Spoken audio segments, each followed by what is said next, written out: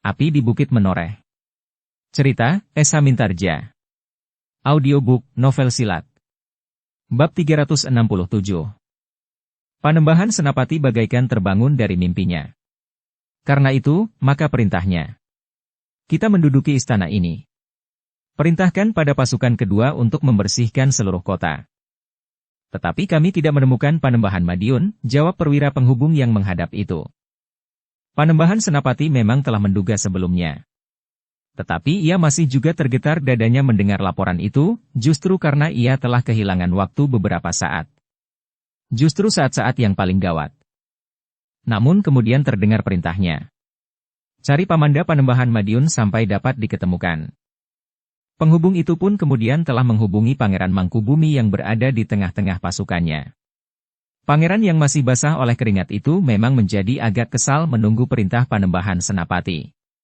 Demikian perintah itu diterima, maka ia pun telah mulai bergerak dengan memecah pasukannya. Perintah Pangeran Mangkubumi kepada prajurit-prajuritnya.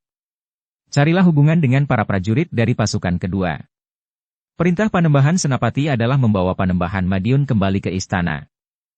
Tetapi keterlambatan perintah yang diterima Pangeran Mangkubumi ternyata telah memberi kesempatan kepada Panembahan Madiun untuk lolos. Dengan pengawalan yang kuat, maka pasukan Madiun telah menembus pasukan Mataram yang terpencar, sampai ke pintu gerbang di sebelah timur. Pasukan khusus Madiun masih mampu memecahkan kekuatan pasukan Mataram yang berusaha untuk menutup regol itu, sehingga akhirnya pasukan Madiun yang mengawal Panembahan Madiun itu dapat keluar dari kota. Bahkan beberapa kelompok pasukan yang lain sempat menyusul iring-iringan itu. Beberapa kelompok keluar dari kota tanpa melalui gerbang yang manapun. Tetapi mereka telah berusaha memanjat dinding kota dengan alat apapun yang dapat mereka ketemukan. Namun sebagian lagi prajurit Madiun memang harus melihat kenyataan bahwa mereka tidak mempunyai kesempatan apa-apa lagi, sehingga mereka telah menyerah. Pasukan yang dipimpin Pangeran Mangkubumi pun kemudian telah sampai ke regol sebelah timur. Namun pasukan Madiun telah menjadi jauh. Beberapa kelompok kecil pasukan Mataram berusaha untuk mengikuti pasukan itu. Tetapi mereka tidak dapat bertindak apa-apa, karena pasukan pengawal itu ternyata sangat kuat. Ketika pasukan Pangeran Mangkubumi berusaha untuk menyusul mereka, maka beberapa orang penghubung memberikan keterangan tentang jarak waktu yang sulit untuk diperpendek kembali. Kita telah terlambat, desis Pangeran Mangkubumi. Kelambatan ini terletak pada Panembahan Senapati sendiri, yang menjumpai persoalan yang rumit dengan tiba-tiba, di luar perhitungannya. Tidak seorang senapati pun yang bertanya. Namun Pangeran Mangkubumi masih menjatuhkan perintah. Kita akan mencoba melacaknya. Kelompok-kelompok prajurit yang lebih dahulu mengikuti pasukan itu, mungkin berusaha untuk menghambat mereka. Tetapi beberapa ribu patok kemudian, nampak oleh Pangeran Mangkubumi bahwa kelompok-kelompok yang terdahulu justru sudah kembali. Karena itu, ketika pasukan itu berpapasan, Pangeran Mangkubumi telah minta keterangan dari para pemimpin kelompok yang sedang dalam perjalanan kembali ke Madiun. Mereka sudah jauh. Selain itu pasukan yang mengawal Panembahan Madiun adalah pasukan yang sangat kuat, seorang pemimpin kelompok itu memberikan laporan. Pangeran Mangkubumi mendengarkan laporan itu dengan seksama. Sementara pemimpin kelompok itu berkata selanjutnya. Panembahan Madiun tentu menuju ke Wirasaba. Pangeran Mangkubumi menarik nafas dalam-dalam. Namun kemudian perintahnya. Kita kembali ke dalam kota. Demikianlah, pasukan itu telah kembali memasuki kota Madiun. Sementara itu pasukan yang dipimpin oleh Ki Patih Mandaraka bersama pasukan Adipati Pragola dari Pati masih sibuk membersihkan seluruh kota dari kelompok-kelompok kecil prajurit Madiun yang tidak mau menyerahkan diri. Karena para prajurit itu berlindung di antara para penduduk kota Madiun, maka sulit bagi prajurit Mataram untuk dengan cepat menyelesaikan mereka. Tetapi Ki Patih Mandaraka dan Adipati Pati bertekad untuk menyelesaikan tugas mereka sampai tuntas. Di malam hari, pasukan kedua itu masih belum memasuki istana. Sementara Pangeran Mangkubumi dengan pasukannya telah berada di alun-alun. Betapapun kecewa hati Pangeran Mangkubumi, namun kepada para senapati ia sama sekali tidak menunjukkan kelambatan Panembahan Senapati adalah karena kelengahannya. Tetapi Pangeran Mangkubumi selalu mengatakan bahwa Panembahan Senapati telah menjumpai satu persoalan yang tiba-tiba saja harus diatasi. Namun malam itu juga pasukan Mataram, khususnya pasukan pertama, telah dapat menghimpun diri. Pasukan itu telah terkumpul dan terkendali sepenuhnya. Bahkan perintah untuk berusaha merawat mereka yang terluka dan mereka yang gugur di peperangan telah diberikan oleh Pangeran Mangkubumi. Namun masih terbatas di sekitar tempat mereka menghimpun diri.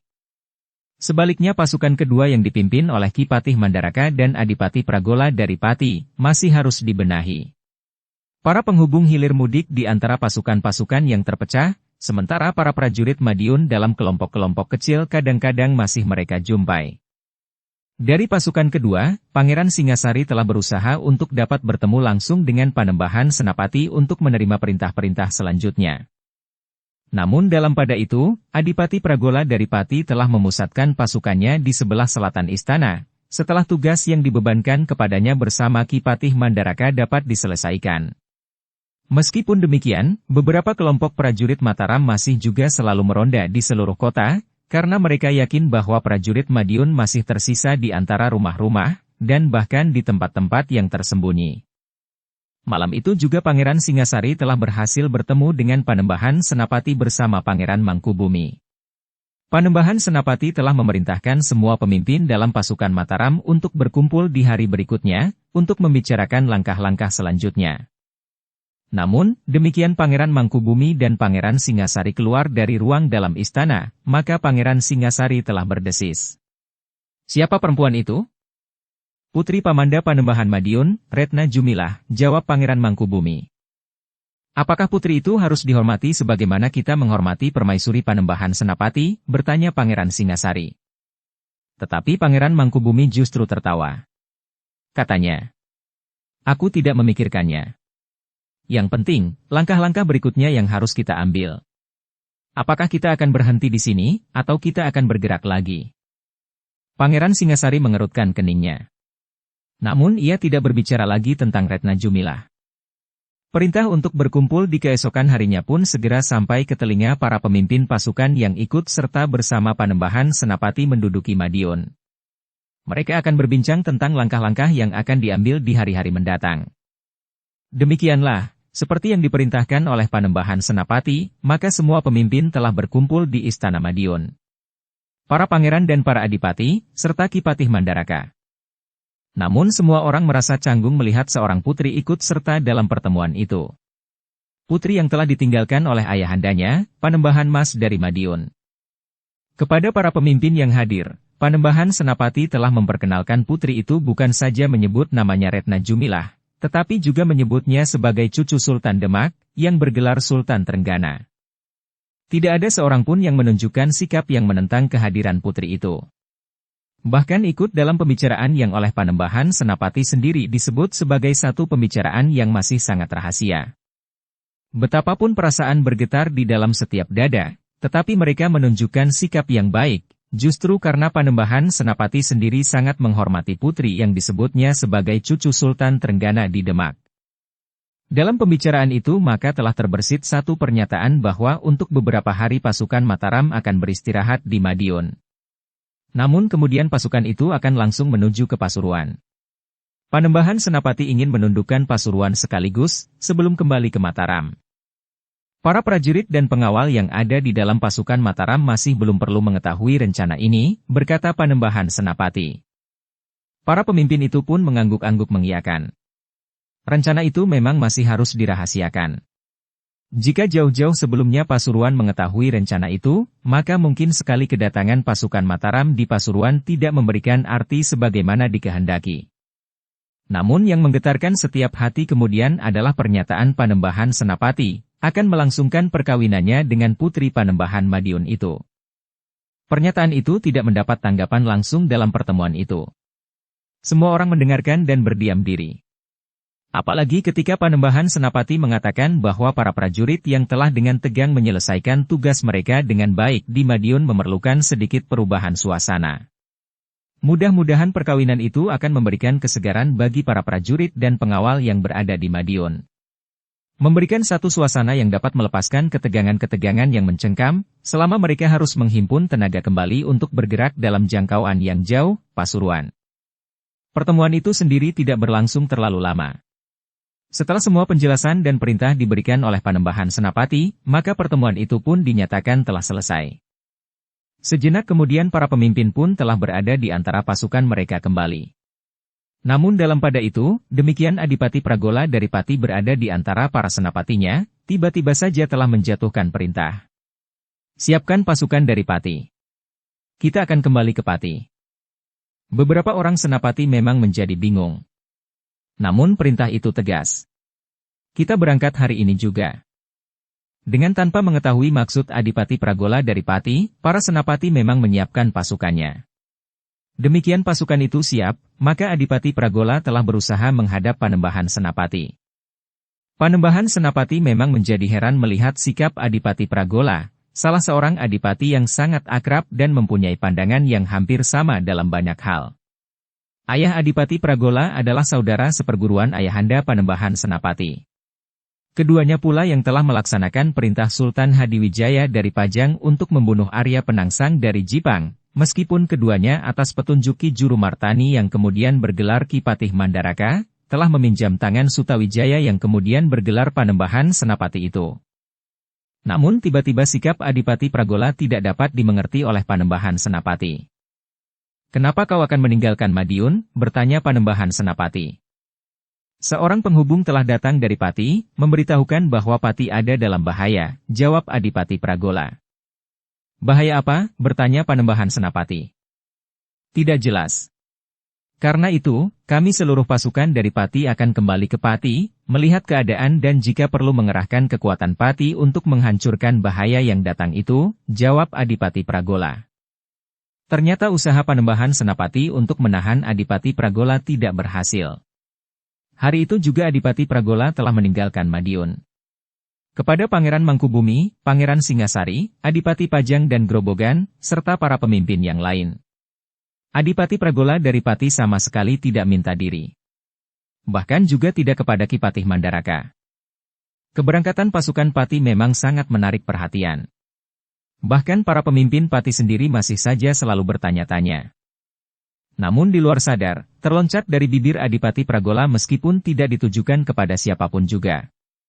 "Kami harus bertempur menyabung nyawa, Kakang Mas Panembahan Senapati tanpa menghiraukan para korban, telah berniat untuk kawin dengan putri Panembahan Madiun." Meskipun hal itu tidak dinyatakan kepada siapapun juga, tetapi seorang yang kebetulan mendengarnya, telah menangkap arti dari gerakan pasukan Pati. Sementara itu, apa yang didengar itu pada waktu yang singkat telah tersebar di antara para senapati dari Pati. Panembahan Senapati agaknya memang sudah merasa bahwa sikap Adipati Pragola itu ada hubungannya dengan niatnya untuk mengambil Retna Jumilah sebagai istrinya.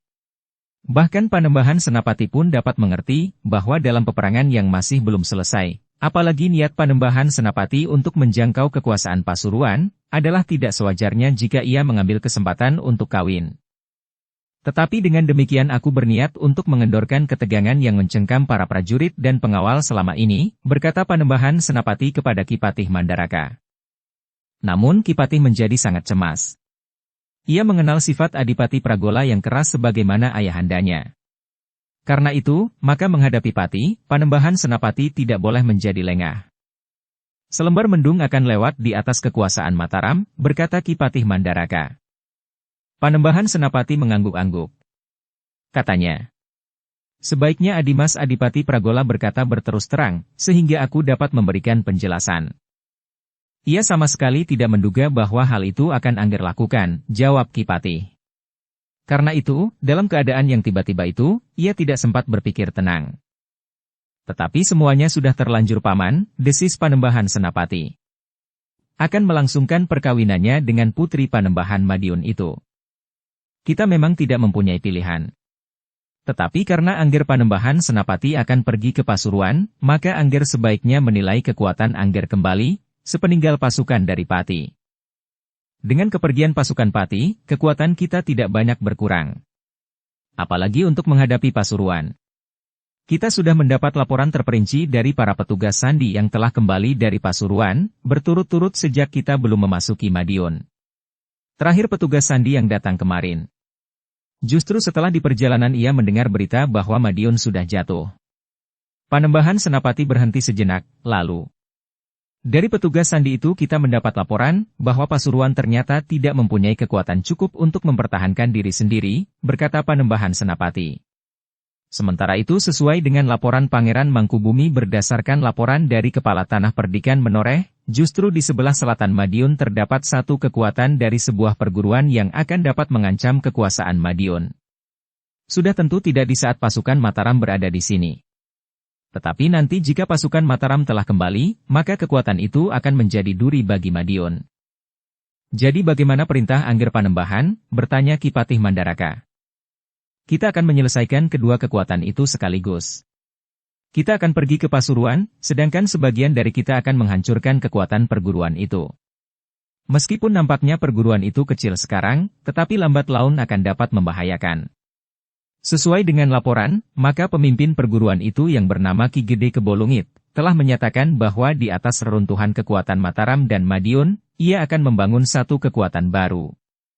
Ternyata bahwa perhitungan Ki Gede Kebolungit itu keliru. Mataram dan Madiun tidak hancur bersama-sama. Namun niat itu tentu masih tetap melekat pada mimpi-mimpinya kemudian, berkata Panembahan Senapati. Ki Patih Mandaraka mengangguk-angguk. Sementara itu, Panembahan Senapati berkata, "Aku akan memerintahkan petugas sandi yang datang dari Pasuruan itu nanti menghadap Pamanda. Sementara itu, kita dapat memerintahkan petugas sandi untuk menyelidiki kekuatan Ki Gede Kebolungit, bersama-sama dengan penunjuk jalan yang mendapat tugas mendampingi pasukan Tanah Perdikan Menoreh saat kita merebut Madiun." Ki Patih mengangguk-angguk. Panembahan Senapati memang tidak tergesa-gesa. Ia masih akan melangsungkan perkawinannya, meskipun dengan persiapan yang tergesa-gesa. Tetapi tidak akan dapat dilakukan hari itu juga di saat keduanya menghendaki. Dengan demikian, maka untuk sementara para prajurit Mataram memang beristirahat di Madiun. Sementara itu, Panembahan Senapati yang akan melangsungkan perkawinannya dengan Retna Jumilah, putri Panembahan Madiun, telah mengumumkan pengampunan kepada para prajurit Madiun yang masih bersembunyi, jika mereka menyerah. Ternyata bahwa rencana Panembahan Senapati dapat berlangsung dengan baik. Perkawinannya berlangsung tanpa keramaian, selain kehadiran orang-orang tua dan para pemimpin dari Mataram. Sementara itu, telah datang pula petugas sandi dari Pasuruan, serta telah mendapat pula laporan dari petugas sandi yang harus mengamati padepokan dari perguruan Ki Gede Kebolungit. Menurut laporan itu, maka Ki Mandaraka menyatakan persetujuannya untuk mengurangi pasukan Mataram yang akan berangkat ke Pasuruan, dengan memberikan perintah tersendiri kepada pasukan yang dipisahkan itu. Beberapa pembicaraan telah dilakukan dengan para pemimpin pasukan Mataram. Namun akhirnya Pangeran Mangkubumi mengusulkan agar pasukan Tanah Perdikan Menoreh serta pasukan dari Pegunungan Sewu yang dipimpin oleh Ki Demang Selagilang. Siapakah orang-orang yang terpercaya dalam pasukan itu, selain Ki Gede Menoreh dan Ki Demang Selagilang sendiri, bertanya Panembahan Senapati. Pangeran Mangkubumi ternyata mengenal pasukan itu dengan baik. Karena itu maka jawabnya. Di dalam pasukan Tanah Perdikan Menoreh terdapat seorang yang memiliki ilmu yang tinggi, Agung Sedayu. Kemudian adik sepupunya juga mempunyai ilmu yang cukup memadai, Gelagah Putih. Sedangkan di dalam pasukan yang dipimpin oleh Ki Demang Selagilang terdapat seorang bekel yang memiliki kelebihan dari para pengawal yang lain, meskipun belum setataran Gelagah Putih, Ki Bekel Wadas Miring.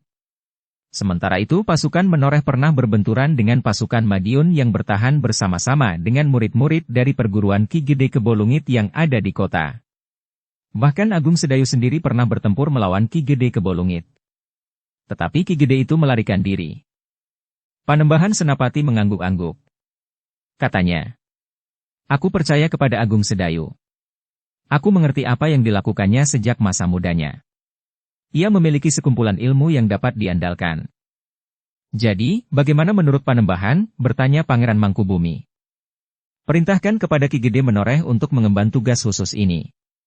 Perbantukan kepadanya beberapa orang penghubung, petugas sandi dan penunjuk jalan, yang telah bekerja bersama-sama itu," perintah Panembahan Senapati. Kemudian perintahnya lebih lanjut. "Kita akan berangkat bersama-sama. Sebagian besar akan pergi ke Pasuruan, sedangkan sebagian kecil akan menyusul Ki Gede Kebolungit, yang akan menjadi bayangan yang menakutkan bagi Madiun di masa datang, jika perguruan ini tidak dibersihkan. Sudah tentu bahwa pasukan Tanah Perdikan Menoreh akan jauh lebih cepat selesai. Mereka harus segera kembali ke Madiun dan bergabung dengan pasukan kecil yang kita tinggalkan di kota ini untuk membantu mengamankan kota dari kemungkinan buruk, bersama-sama prajurit Madiun yang telah menyerah dan menyatakan kesetiaannya kepada Panembahan Senapati dan Retna Jumilah. Pangeran Mangkubumi termangu-mangu sejenak. Namun kemudian ia pun bertanya, apakah sisa-sisa pasukan Madiun itu dapat dipercaya? Aku percaya kepada mereka. Juga kepada beberapa orang senapatinya, jawab Panembahan Senapati. Pangeran Mangkubumi mengangguk kecil. Menurut perhitungannya, sisa-sisa prajurit Madiun itu tentu tidak akan berani berbuat sesuatu atas prajurit Mataram yang kecil yang ditinggalkan di Madiun. Karena dengan demikian, apabila pasukan Mataram itu kembali dari Pasuruan, maka pasukan Madiun itu akan dilumatkan. Demikianlah. Setelah beristirahat beberapa hari, maka Panembahan Senapati pun telah menentukan saat keberangkatan pasukan Mataram yang ada di Madiun. Keberangkatan pasukannya ke Pasuruan akan bersamaan dengan keberangkatan pasukan kecilnya yang menyusul Ki Gede Kebolungit, yang telah mengancam ketenangan Madiun di kemudian hari. Swandaru yang mendengar perintah Panembahan Senapati itu merasa kecewa. Ia tidak pernah dapat bergabung bersama-sama dengan pasukan Tanah Perdikan Menoreh. Jika kesempatan itu datang, maka ia akan dapat menunjukkan kepada Agung Sedayu kelebihannya, meskipun dalam susunan perguruan ia adalah murid yang lebih muda. Tetapi ia merasa bahwa ia tidak mempunyai wewenang untuk mengusulkan sesuatu. Ia tinggal menjalani perintah, sebagaimana para prajurit Mataram yang dipimpin oleh Untara. Karena itu, maka Swandaru akan bersama-sama dengan pasukan Mataram yang lain menuju ke Pasuruan.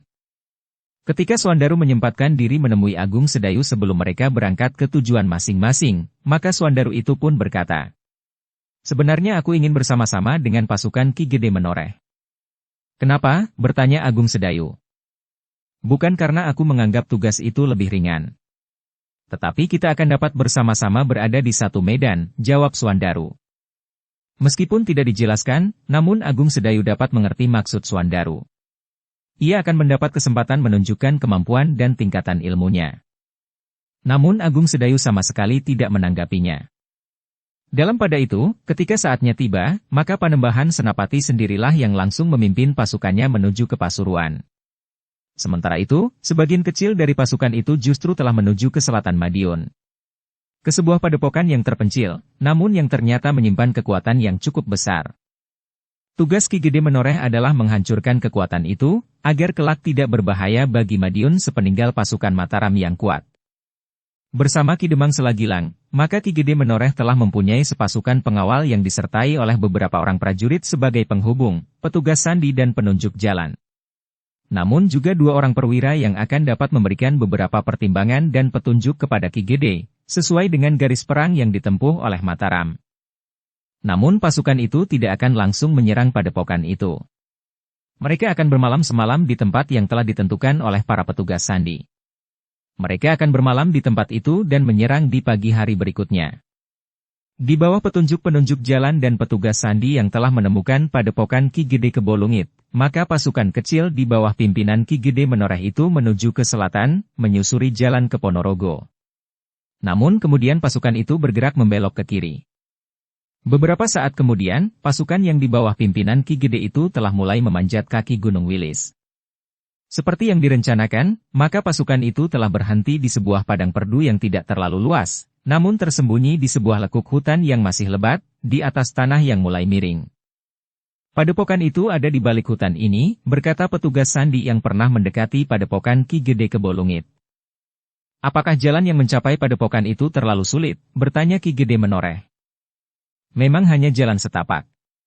Di sebelah menyebelah terdapat tebing-tebing padas yang rendah, jawab petugas sandi itu. Bagaimana sebuah pasukan dapat mencapai padepokan itu? Apakah pasukan itu harus berjalan beriringan seorang-seorang, atau ada jalan lain yang dapat ditempuh? Bertanya Ki Gede Menoreh lebih teliti. Ya. Jalan itu adalah jalan setapak.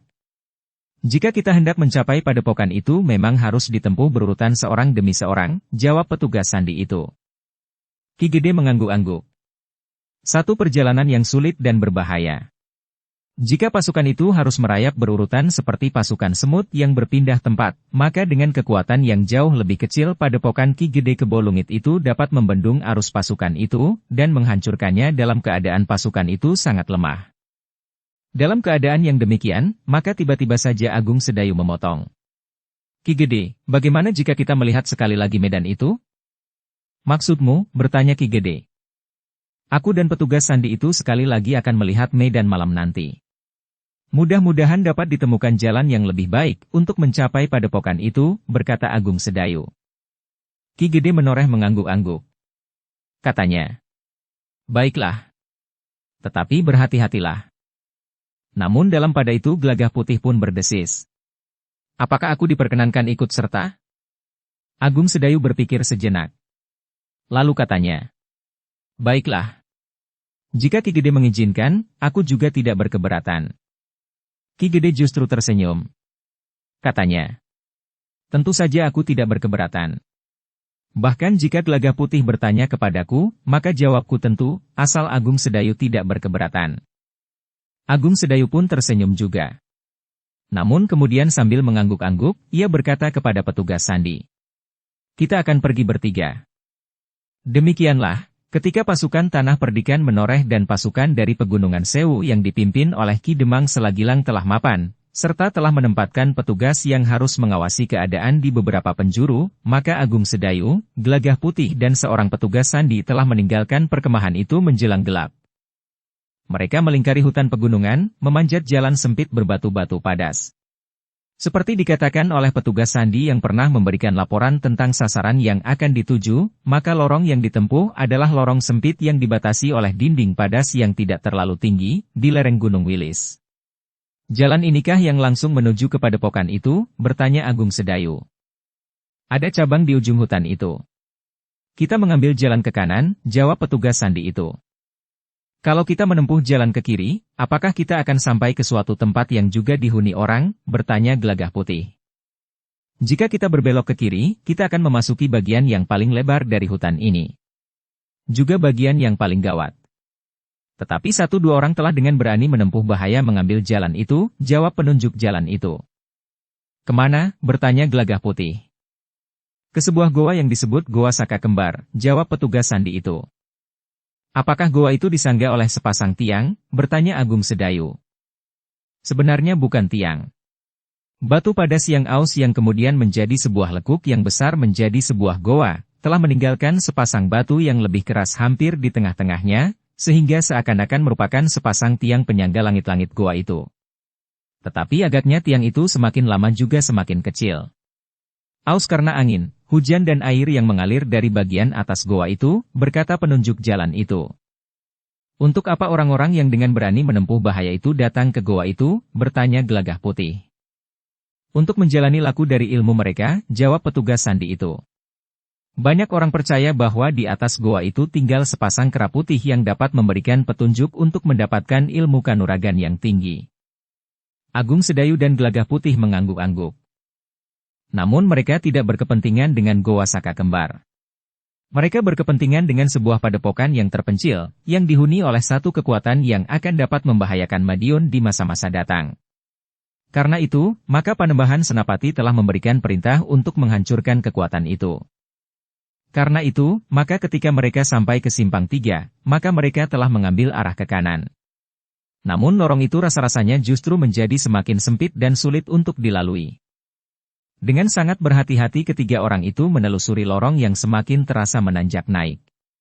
Namun kemudian penunjuk jalan itu berkata, berhati-hatilah. Kita sudah sampai ke daerah pengawasan para murid Ki Gede Kebo Lungit. Apakah kau hanya berhenti sampai di sini? Bertanya Agung Sedayu. Tidak. Aku merangkak lebih mendekat, jawab orang itu. Lewat jalan setapak yang semakin menanjak ini, bertanya Agung Sedayu pula. Tidak. Aku naik ke tebing itu, jawab petunjuk jalan. Aku memang sudah memperhitungkan bahwa lorong ini tentu selalu diawasi. Agung Sedayu mengangguk-angguk. Sementara itu penunjuk jalan itu pun telah meloncat naik ke atas tebing, diikuti oleh Agung Sedayu dan Gelagah Putih. Dari mana kau tahu bahwa padepokan Ki Gede Kebo Lungit ada di sini? Bertanya Agung Sedayu.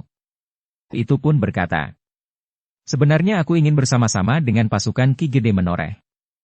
Aku pernah menjadi murid Ki Gede Kebolungit. Tetapi ternyata aku tidak merasa tenang di perguruan itu. Ada yang tidak sesuai dengan nuraniku. Karena itu, aku telah keluar dari perguruan itu. Untuk beberapa lama aku berusaha mengabdi di Madiun. Namun akhirnya aku telah mengembara, dan seorang dari saudaraku membawaku ke Mataram. Ternyata ada beberapa orang yang berasal dari daerah di sekitar Madiun yang ada di Mataram. Namun ada pula orang-orang Mataram yang sengaja dikirim untuk mengamati keadaan Madiun sejak beberapa lama sebelum Panembahan Senapati bergerak, berkata orang itu sambil berjalan menyusuri tebing yang terasa semakin miring. Agung Sedayu masih akan bertanya lagi. Tetapi orang itu memberi isyarat agar mereka berdiam diri. Bahkan orang itu pun telah berhenti. Beberapa saat mereka berhenti. Sementara Agung Sedayu sempat memperhatikan lingkungan itu. Satu lingkungan yang memang agak sulit untuk ditembus. Tetapi Agung Sedayu melihat kemungkinan itu. Para pengawal yang datang akan dapat menyusuri tebing yang agak miring itu. Memanjat tebing dan sedikit menebar. Sesaat kemudian, maka mereka telah maju lagi semakin mendekat. Dengan demikian maka Agung Sedayu sempat membuat perhitungan tentang medan yang akan ditempuhnya besok. Masih ada kemungkinan, desis Agung Sedayu. Kemungkinan apa? Bertanya penunjuk jalan itu. Agung Sedayu tidak segera menjawab. Ia memberi isyarat kepada Gelagah Putih untuk mendekat. Daerah ini masih mungkin dilewati, desis Agung Sedayu. Gelagah Putih mengangguk. Katanya, kita dapat memanjat tebing itu lebih tinggi. Kemudian dengan hati-hati bergeser ke sebelah. Nah, berkata Agung Sedayu kemudian. Kita lihat kemungkinan berikutnya. Penunjuk jalan itu pun kemudian telah membawa mereka semakin dekat. Dari jarak yang semakin dekat, mereka melihat sebuah padepokan yang dikelilingi oleh dinding kayu yang agak tinggi. Balok-balok kayu yang utuh dengan ujung yang runcing telah ditanam mengelilingi satu daerah yang agak luas. Namun lingkungan itu memang berada di tempat yang sulit untuk dicapai. Padepokan itu dikelilingi oleh tebing-tebing dan tanah yang miring. Sehingga seakan-akan jalan satu-satunya menuju ke padepokan itu adalah jalan lewat pintu gerbang. Agung Sedayu menarik nafas dalam-dalam. Ketika ia berpaling, maka dilihatnya Gunung Wilis berdiri tegak di kegelapan malam. Sulit sekali untuk menembus dinding kayu itu dari lambung atau dari belakang, berkata penunjuk jalan itu. Agung Sedayu mengangguk-angguk. Tetapi bukan mustahil untuk melakukannya. Jika pasukan Tanah Perdikan Menoreh dan pasukan yang dipimpin oleh Ki Demang Selagilang sempat mendekati dinding itu lebih dahulu sebelum saatnya menyerang, maka mereka akan mendapat kesempatan itu. Mereka akan dapat merusakkan dinding kayu itu dengan kapak dan senjata-senjata mereka yang lain. Namun beberapa orang harus melindungi mereka dengan busur dan anak panah. Tetapi hampir di luar sadarnya Agung Sedayu berkata. Satu medan yang sulit. Namun tiba-tiba saja Gelagah Putih berkata. Apakah daerah Pegunungan Sewu tidak sesulit daerah ini? Agung Sedayu mengangguk-angguk. Katanya. Kita berharap bahwa pasukan Ki Demang Selagilang dapat mengatasi kesulitan ini.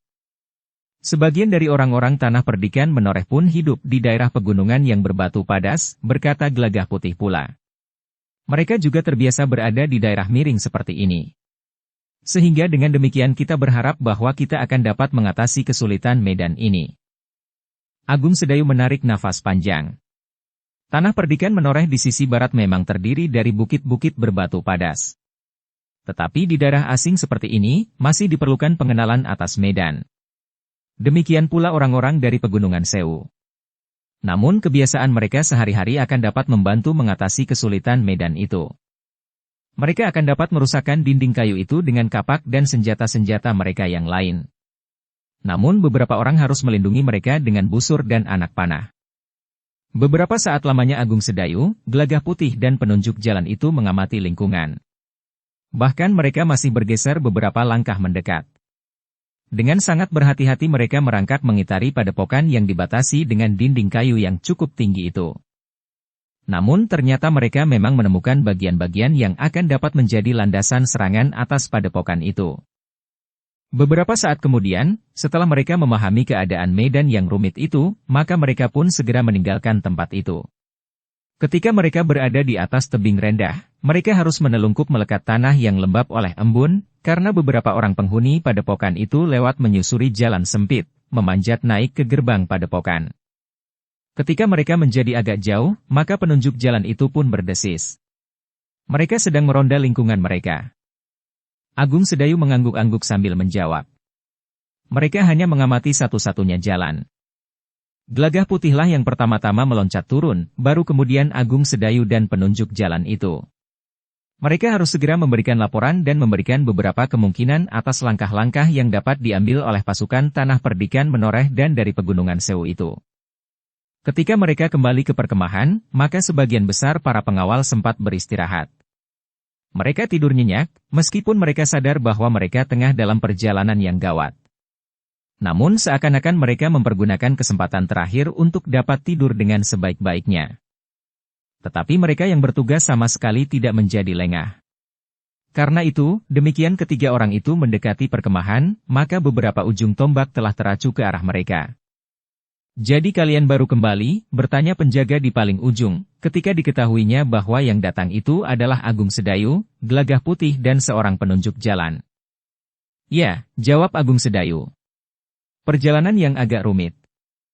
Namun ternyata bahwa Ki Gede Menoreh dan Ki Demang Selagilang masih menunggu mereka bertiga.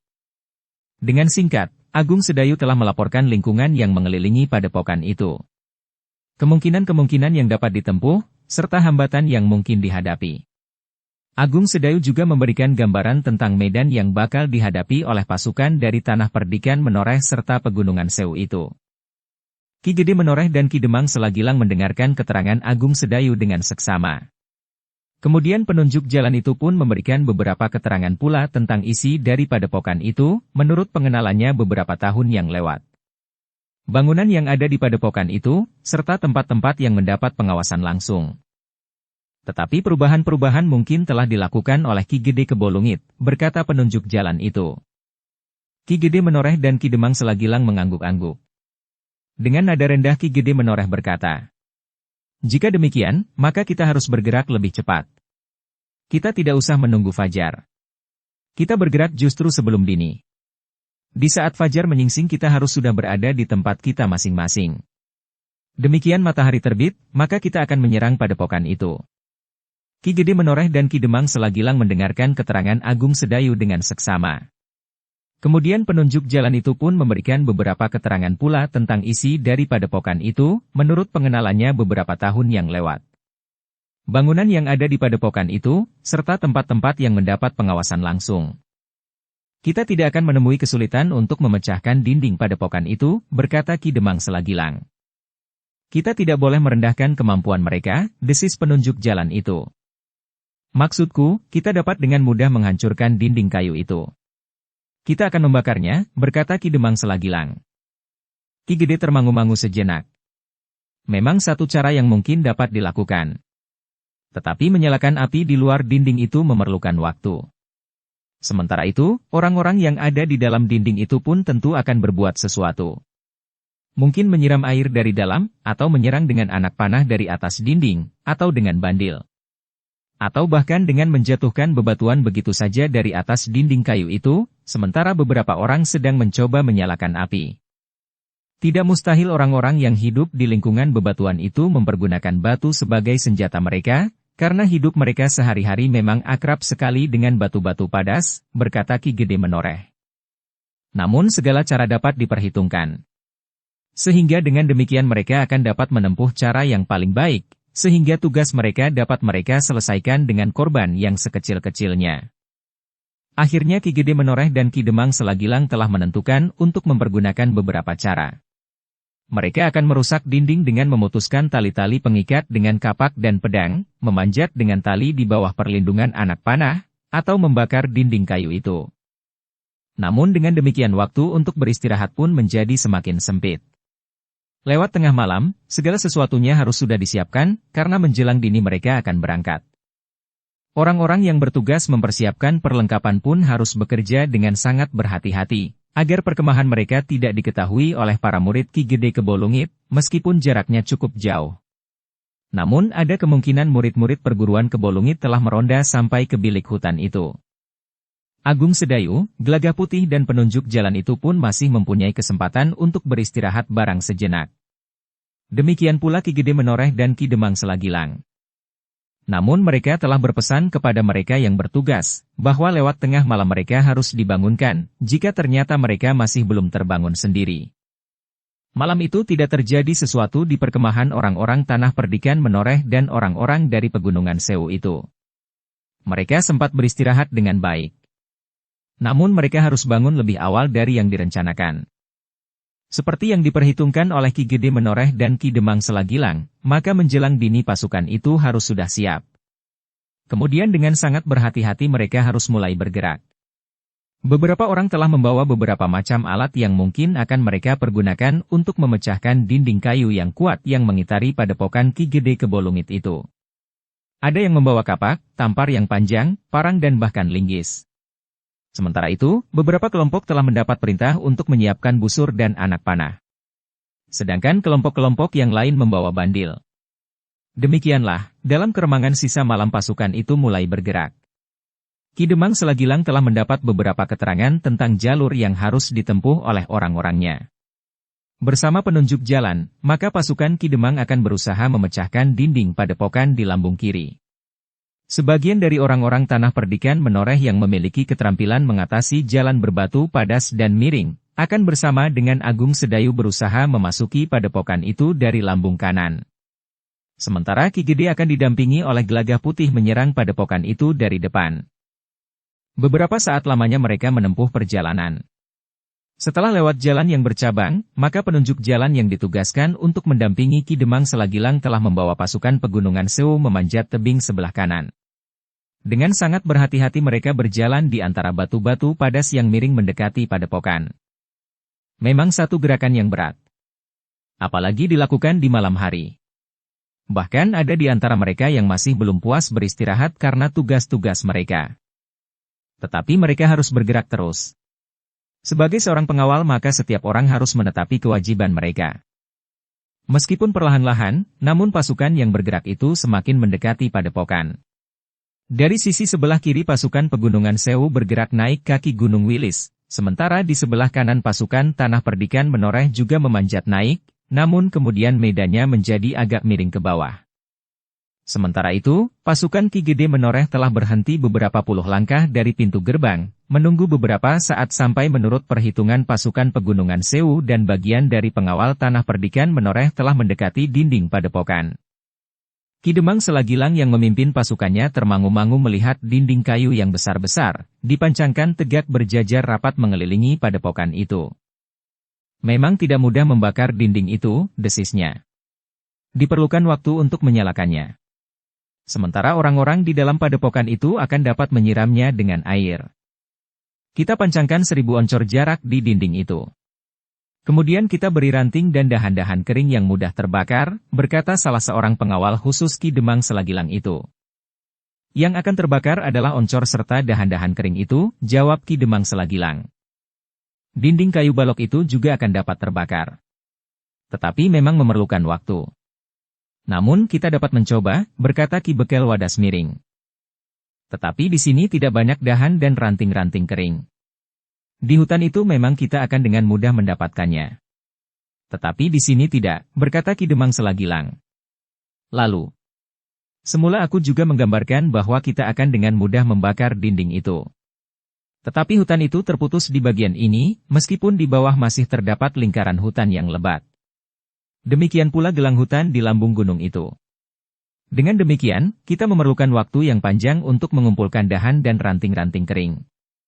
Sedangkan oncor jarak itu memerlukan waktu lebih lama lagi untuk dapat menyalakan balok-balok yang besar itu. Jadi, bertanya Ki Bekel Wadas Miring. Kita mempergunakan cara kedua. Kita akan memutuskan tali-tali pengikat dengan kapak dan parang. Kemudian kita robohkan balok-balok kayu itu satu persatu sehingga dinding terbuka, berkata Ki Demang Selagilang. Namun sementara itu, sebagian dari kita akan berusaha membakar dinding. Sejenak pasukan yang mengepung padepokan itu termangu-mangu. Mereka sudah berjanji untuk saling memberikan pertanda dengan cara mereka. Mereka akan melontarkan batu bandil sejauh dapat mereka lakukan mengarah ke 3 sasaran. Ke depan pintu gerbang, ke lambung kiri dan kanan. Yang mula-mula harus melontarkan batu adalah mereka yang berada di pintu gerbang ke lambung. Kemudian yang berada di lambung harus menjawabnya sebagai pernyataan kesiapan mereka. Ki Gede dan Gelagah Putih yang berada di bagian depan pintu gerbang memang menunggu sejenak. Ketika mereka yakin bahwa pasukan yang berada di lambung padepokan itu juga sudah siap, maka Ki Gede telah memerintahkan untuk melontarkan batu dengan bandil. Jangkauan lemparan bandil oleh seorang yang memang memiliki kemampuan mempergunakan alat itu memang cukup jauh. Sedangkan orang-orang tanah perdikan menoreh dan pegunungan Sewu itu berharap bahwa suara batu yang tidak begitu besar yang jatuh di batu-batu padas, tidak akan terlalu keras dan tidak akan mengejutkan orang-orang yang ada di dalam dinding kayu itu, meskipun suara batu-batu bandil itu akan menarik perhatian. Tetapi isyarat apapun juga yang diberikan, jika pasukan yang datang itu mulai menyerang, maka orang-orang padepokan itu tentu akan segera mengetahuinya. Karena itu, semua memang harus dilakukan dengan cepat. Dalam pada itu, ternyata batu-batu bandil yang dilontarkan dari induk pasukan itu telah jatuh di atas batu-batu padas, tidak terlalu jauh dari pasukan yang berada di lambung padepokan. Karena itu, maka dari kedua lambung padepokan itu masing-masing seorang pengawal telah memberikan isyarat kembali. Juga melepaskan batu dengan bandil. Para pengawal yang mendengar jatuhnya batu-batu bandil di bebatuan itu pun segera memberikan laporan, sehingga dengan demikian maka semua pihak ternyata telah bersiap. Mereka tidak perlu lagi memberikan isyarat apapun juga, sehingga dengan demikian maka pasukan itu pun langsung mulai bergerak. Namun ternyata batu bandil yang jatuh di bebatuan, baik yang di lambung padepokan maupun yang jatuh di depan pintu gerbang, telah menarik perhatian orang-orang padepokan yang sedang bertugas meronda. Meskipun mereka tidak segera mengetahui suara apa saja yang telah mereka dengar, namun orang-orang padepokan itu telah menjadi curiga. Apalagi mereka sebelumnya telah mendapat perintah langsung dari Ki Gede Kebolungit, yang ternyata telah benar-benar berada di padepokan itu sejak ia meninggalkan kota Madiun. Ki Gede memang telah menduga bahwa pada suatu saat, tentu akan datang pasukan yang akan menyerang padepokannya. Mungkin para prajurit Madiun yang tersisa dan mendendamnya, namun mungkin juga prajurit dari Mataram. Karena itu, maka padepokan itu pun telah bersiap-siap. Semua murid dan pengikut Ki Gede Kebolungit telah ditarik dan ditempatkan di padepokan itu. Karena itu, setiap hal yang menimbulkan kecurigaan telah mendapat perhatian yang sungguh-sungguh. Sebenarnya lah, ketika beberapa orang peronda pergi ke pintu gerbang, maka dari sebuah lubang mereka melihat sepasukan yang lengkap telah berada di muka pintu gerbang. Bahkan mereka telah mulai bergerak mendekat. Seorang di antara mereka segera berlari. Sejenak kemudian telah terdengar suara kentongan yang memecahkan kesenyapan dini hari. Serentak penghuni padepokan itu telah terbangun. Dengan cepat mereka berusaha untuk mengatasi perasaan kantuk mereka. Sambil membenahi pakaian mereka, maka mereka telah menyambar senjata mereka masing-masing. Dalam waktu yang singkat, maka para penghuni padepokan itu telah bersiap. Sebagian besar dari mereka berlari ke pintu gerbang. Namun dalam pada itu, Ki Demang Selagilang pun telah menjatuhkan perintah kepada para pengawal dari Pegunungan Sewu untuk berusaha memecahkan dinding. Dengan kapak, parang dan alat-alat yang telah mereka persiapkan sebelumnya, maka mereka telah berusaha memotong tali pengikat balok-balok kayu yang dipasang berjajar menjadi dinding padepokan itu. Suaranya cukup keras, sehingga beberapa orang yang ada di dalam padepokan telah mendengarnya. Dengan cepat dua orang berusaha untuk mengintip dari celah-celah balok yang dipasang tegak menjadi dinding padepokan itu. Mereka pun segera melihat bayangan sekelompok pasukan yang ada di luar dinding. Karena itu, maka seorang di antara mereka pun segera berlari memberikan laporan, sehingga sebagian dari penghuni padepokan itu telah berlari ke tempat pasukan dari Pegunungan Sewu berusaha memecahkan dinding. Sejenak kemudian, maka beberapa orang pengawal telah mengambil tangga dan memanjat naik ke atas dinding. Seperti yang telah diduga, maka para penghuni padepokan itu memanjat dengan membawa batu-batu padas pada keranjang yang ternyata telah tersedia. Dengan tanpa menyembulkan kepala, orang-orang yang memanjat tangga pada dinding padepokan itu telah menumpahkan keranjang-keranjang mereka, sehingga batu-batu itu pun telah berhamburan jatuh di luar dinding. Sebenarnya lah bahwa senjata itu memang telah menghambat usaha para pengawal dari Pegunungan Sewu. Sementara itu, para pengawal dari Pegunungan Sewu itu telah berusaha melindungi kawan-kawannya yang sedang memotong tali-tali pengikat balok-balok kayu dengan kapak. Tali-tali yang terbuat dari ijuk yang kuat dan cukup besar.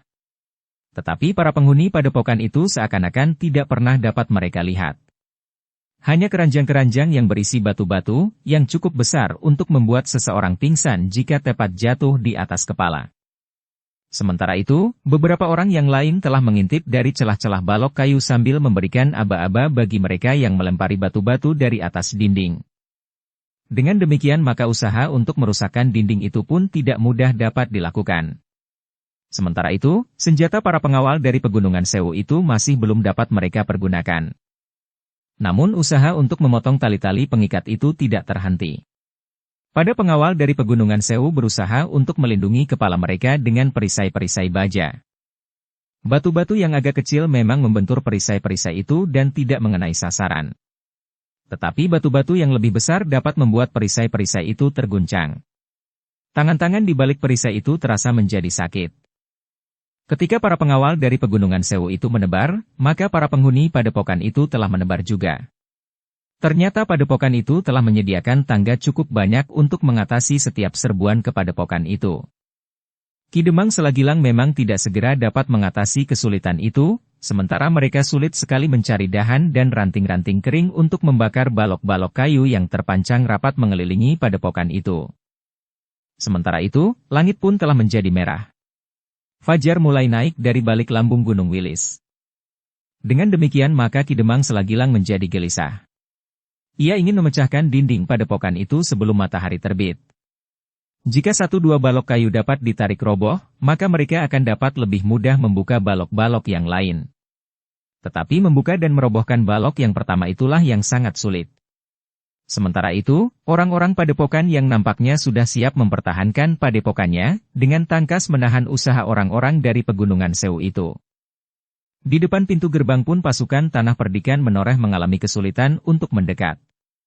Bahkan di sebelah-menyebelah pintu gerbang terdapat panggungan yang cukup luas. Beberapa kelompok penghuni padepokan itu telah berada di atas panggungan itu.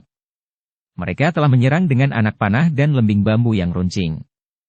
Agaknya mereka telah menyiapkan lembing-lembing bambu cukup banyak untuk mempertahankan padepokan mereka. Dengan demikian, maka Ki Gede Menoreh justru telah menahan gerak maju pasukannya yang hanya dapat mendekati pintu gerbang lewat sebuah lorong yang sempit. Tetapi Ki Gede telah memerintahkan para pengawal yang bersenjata panah untuk menyerang orang-orang yang berada di atas panggungan di sebelah-menyebelah pintu gerbang, sebagaimana mereka menyerang. Yang dapat dilakukan oleh Ki Gede Menoreh dengan pasukannya adalah saling menyerang dengan panah. Sementara beberapa orang pengawal telah berusaha memanjat tebing di sebelah-menyebelah lorong. Meskipun sulit, tetapi beberapa orang telah berhasil. Sambil berjongkok di atas batu-batu padas yang agak miring, mereka telah menyerang dengan panah ke atas panggungan di sebelah-menyebelah pintu gerbang. Dalam pada itu, ketika pertempuran jarak jauh itu berlangsung, Agung Sedayu masih belum mulai bergerak. Seperti Ki Demang Selagilang, ia mengalami kesulitan untuk memecahkan dinding balok-balok kayu itu. Tetapi Agung Sedayu tidak tergesa-gesa memerintahkan orang-orangnya untuk memutuskan tali-tali pengikat dengan kapak dan parang. Untuk beberapa saat Agung Sedayu sendiri telah melihat keadaan. Ia mengintip di antara balok-balok kayu dinding padepokan itu. Agaknya perhatian orang-orang padepokan itu tertuju sebagian besar kepada pasukan yang datang di depan pintu gerbang dan pasukan yang berada di lambung kiri. Dengan memanfaatkan keadaan itu, Agung Sedayu telah mulai dengan memotong tali-tali ijuk, tetapi tidak dengan kapak dan parang, sehingga menimbulkan suara yang ribut dan keras. Tetapi Agung Sedayu dan beberapa orang pengawal telah memotong tali dengan pisau-pisau belati dan pedang-pedang yang tajam. Dengan hati-hati mereka mengerat tali itu sehelai demi sehelai, sehingga hampir tidak menimbulkan suara sama sekali.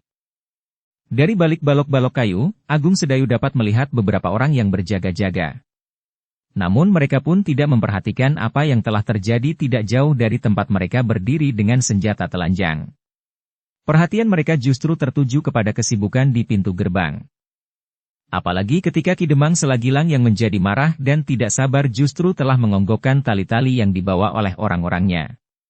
Tidak untuk memanjat, tetapi dengan oncor-oncor jarak yang ada, maka Ki Demang Selagilang telah membakar dinding padepokan. Ketika beberapa orang pengawal melemparkan oncor-oncor jarak ke onggokan tali dadung sabut kelapa, maka api memang segera menyala. Dadung sabut kelapa itu memang cepat terbakar. Orang-orang di dalam padepokan memang menjadi agak bingung. Beberapa orang di antara mereka telah berlari-lari membawa lodong bambu petung untuk mengambil air, dan berusaha untuk menuangkannya ke lidah api yang mulai menjilat di luar dinding. Tetapi orang-orang pegunungan Sewu berusaha melindungi api yang telah mereka nyalakan. Mereka telah menyerang dengan anak panah orang-orang yang memanjat dinding dan berusaha menuangkan air dari lodong-lodong bambu. Mereka terpaksa memanjat tangga berdua atau bahkan bertiga, kemudian meletakkan bibir lodong pada tepi dinding dan mengangkat pangkalnya tinggi-tinggi. Namun para pembidik yang baik di antara para pengawal pegunungan Sewu mampu membidik dan mengenai tangan-tangan yang nampak di atas dinding padepokan, sehingga beberapa kali lodong yang sudah siap dituang telah terjatuh, karena lengan-lengan yang memeganginya telah dikenai anak panah dari para pengawal pegunungan Sewu. Dengan demikian maka usaha untuk memadamkan api itu pun menjadi lebih sulit. Tetapi tiba-tiba saja beberapa orang penghuni padepokan itu telah muncul di tempat yang agak jauh.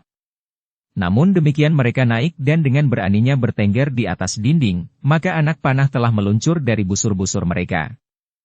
Tidak hanya 2-3 orang, bahkan tidak 10-20 orang. Tetapi lebih banyak lagi. Agaknya sebelumnya mereka tengah menyiapkan tangga-tangga bambu lebih banyak untuk dapat muncul bersama-sama. Anak panah dan kemudian juga lembing yang dilontarkan oleh orang-orang padepokan itu telah mendesak orang-orang dari pegunungan Sewu agak surut ke belakang. Namun mereka pun telah mempersiapkan diri untuk melawan anak panah yang bagaikan hujan itu dengan anak panah. Sementara itu, api yang membakar tali temali yang dibawa oleh para pengawal pegunungan Sewu itu telah mulai menjilat dinding kayu. Dalam pada itu, dengan hati-hati para pengawal tanah perdikan menoreh yang ada di lambung kanan di bawah pimpinan Agung Sedayu telah berhasil memotong beberapa ikat balok-balok kayu. Tetapi karena balok-balok itu tertanam dalam-dalam di tanah berbatu padas, maka mereka pun mengalami kesulitan untuk merobohkannya. Namun dengan sangat berhati-hati, Agung Sedayu sendiri telah membuat lingkaran dengan ujung-ujung tali yang kemudian disangkutkan dan menjerat ujung-ujung balok yang telah terlepas ikatannya. Di ujung yang lain, beberapa orang telah siap untuk menarik tali-tali itu. Demikianlah, ketika langit menjadi semakin terang, Agung Sedayu berdiri sambil mengangkat tangannya. Sementara itu 5 utas tali dadung sabut kelapa telah menjerat 5 batang balok dinding padepokan itu. Sedangkan di ujung tali, masing-masing sekelompok orang telah siap untuk menarik dan merobohkan balok-balok itu. Sedangkan beberapa kelompok yang lain telah siap menyusup memasuki padepokan. Agung Sedayu sadar, jika pasukan yang dipimpinnya sempat memasuki padepokan, maka pasukannya akan berhadapan dengan para penghuni padepokan yang jumlahnya terlalu banyak. Karena itu, maka Agung Sedayu harus segera mengambil langkah. Pasukannya tidak akan dibawa ke pintu gerbang, karena ia tahu bahwa kekuatan induk padepokan itu berada di pintu gerbang. Karena itu, ia harus membawa pasukannya ke lambung sebelah kiri. Jika pasukan Ki Demang Selagilang belum memasuki padepokan, pasukannya harus membantunya. Agar dengan demikian maka kekuatan yang ada di padepokan itu menjadi cukup besar. Ketika segalanya sudah siap, maka Agung Sedayu pun telah menggerakkan tangannya. Ia tidak memberikan aba-aba dengan mulutnya agar tidak menarik perhatian orang-orang yang ada di dalam padepokan itu. Karena itu, maka ia pun telah memberikan isyarat dengan tangannya. Demikian tangannya terayun turun, maka serentak orang-orang yang memegangi tali itu telah menghentakkan balok-balok dinding padepokan. Ternyata rencana Agung Sedayu itu berhasil. Hentakan yang kuat telah menarik balok-balok kayu itu sehingga roboh. Dengan demikian maka dinding padepokan itu telah menganga. Para pengawal yang telah siap dengan senjata di tangan dengan cepat telah menyusup masuk, sebelum beberapa orang yang ada di dalam padepokan itu menyadari apa yang terjadi. Orang-orang yang pertama memasuki padepokan itu memang harus bertempur melawan orang-orang yang ada di dalam dinding, yang segera menyadari apa yang terjadi. Tetapi pertempuran itu tidak berlangsung lama. Orang-orang itu pun segera terlempar dan jatuh bergulung di tanah. Dalam waktu yang pendek, maka seluruh pasukan yang dipimpin oleh Agung Sedayu itu telah memasuki padepokan. Dengan cepat mereka berlari melintasi padepokan itu. Barak-barak sudah menjadi sepi, karena hampir setiap orang telah berada di pintu gerbang atau di lambung sebelah kiri. Orang-orang padepokan yang berada di lambung sebelah kiri terkejut ketika tiba-tiba saja mereka telah mendapat serangan dari belakang. Beberapa orang segera kehilangan kesempatan untuk melawan. Namun sejenak kemudian pertempuran pun telah terjadi. Dalam pertempuran yang semakin sengit, maka beberapa orang pengawal tanah perdikan menoreh sempat merebut tangga. Dilindungi oleh kawan-kawannya, maka orang-orang yang berhasil merebut tangga itu telah memanjat tangga yang lain sambil membawa tangga itu untuk dilemparkan keluar. Ki Demang Selagilang memang agak terkejut. Namun ia pun segera menyadari bahwa tentu sudah ada pasukan Tanah Perdikan Menoreh yang telah berada di dalam. Dengan tangkasnya para pengawal dari Pegunungan Sewu itu telah memanjat beberapa tangga yang telah dilemparkan dari dalam. Kemudian dengan sigapnya mereka berloncatan terjun ke dalam lingkungan padepokan. Tetapi justru karena mereka tergesa-gesa, maka ada 1-2 orang yang justru terkilir kakinya. Namun mereka telah berusaha mengatasi rasa sakit. Meskipun agak timpang sedikit, namun mereka masih mampu dengan sigap mempergunakan senjatanya. Dalam waktu singkat, beberapa kelompok orang telah berhasil meloncat masuk. Sementara itu, api semakin lama menjadi semakin besar. Dinding padepokan yang dimakan api itu mulai roboh. Dukung channel Novel Silat dengan subscribe, follow, like, komen dan share. Dengan demikian maka pasukan dari Pegunungan Sewu itu telah mempergunakan semua kesempatan untuk memasuki padepokan itu. Mereka masih mempergunakan tangga-tangga yang ada. Tetapi mereka pun telah meloncati dinding yang telah miring itu, karena di bagian yang terbakar, palang-palang kayu pengikat telah ikut terbakar pula. Sementara tali-tali ijuk pun telah diputuskan dengan kapak dan parang. Sementara orang-orang Pegunungan Sewu itu telah mendorong dinding itu dengan 10 tenaga, sehingga dinding pun menjadi miring ke dalam. Para pemimpin kelompok pun meneriakkan aba-aba. Sedangkan beberapa orang telah berusaha menebar lebih dalam di antara bangunan-bangunan yang ada di padepokan. Namun baik Agung Sedayu maupun Ki Demang Selagilang menjadi heran, bahwa di padepokan itu terdapat kekuatan yang cukup besar. Sudah tentu mereka bukan hanya terdiri murid-murid Ki Gede Kebolungit. Tetapi ternyata bahwa Ki Gede Kebolungit memang telah mempersiapkan satu perjuangan yang panjang dan berat.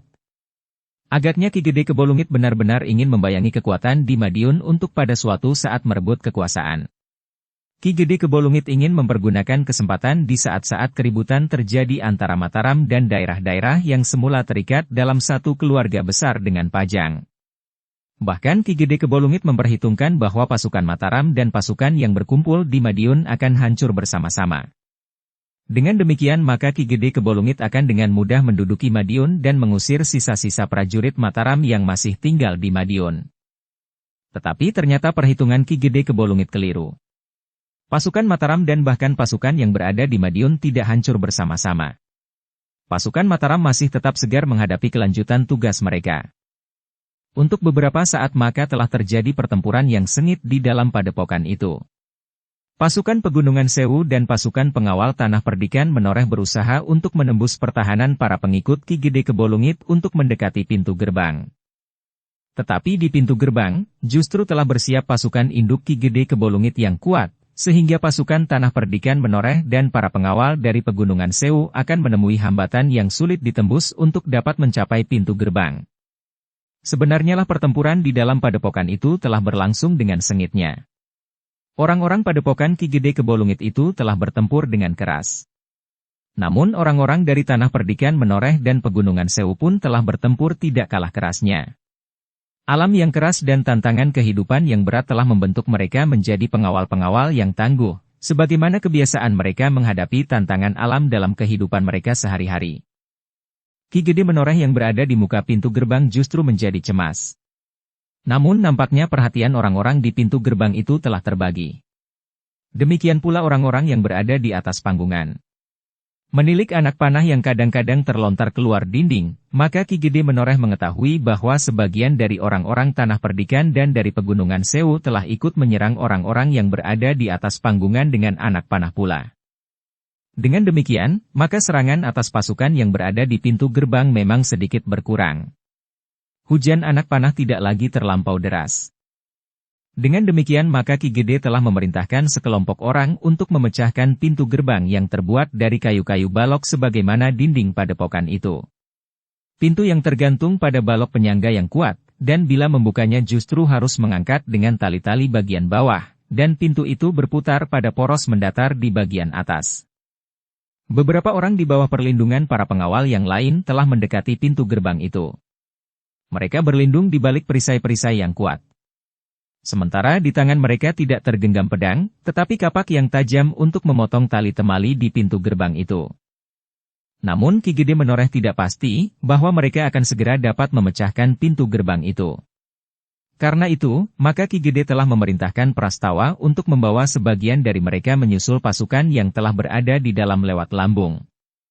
Tentu ada bagian yang telah terbuka, karena pasukan Tanah Perdikan telah ada di dalam. Prastawa dengan sigapnya telah melaksanakan perintah pamannya. Ia memilih jalur yang semula dilalui oleh pasukan dari Pegunungan Sewu.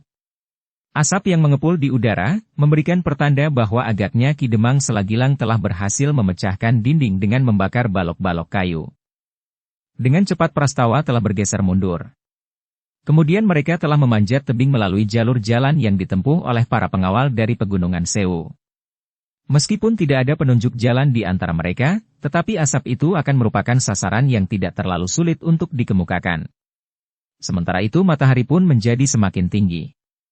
Ternyata Prastawa membutuhkan waktu untuk mencapai dinding yang telah dipecahkan oleh Ki Demang Selagilang. Namun akhirnya Prastawa pun berhasil melihat bagian dari dinding yang sudah terbuka. Sebagian masih juga nampak menyala, sedangkan di sebelah-menyebelahnya dinding sudah miring, bahkan hampir roboh.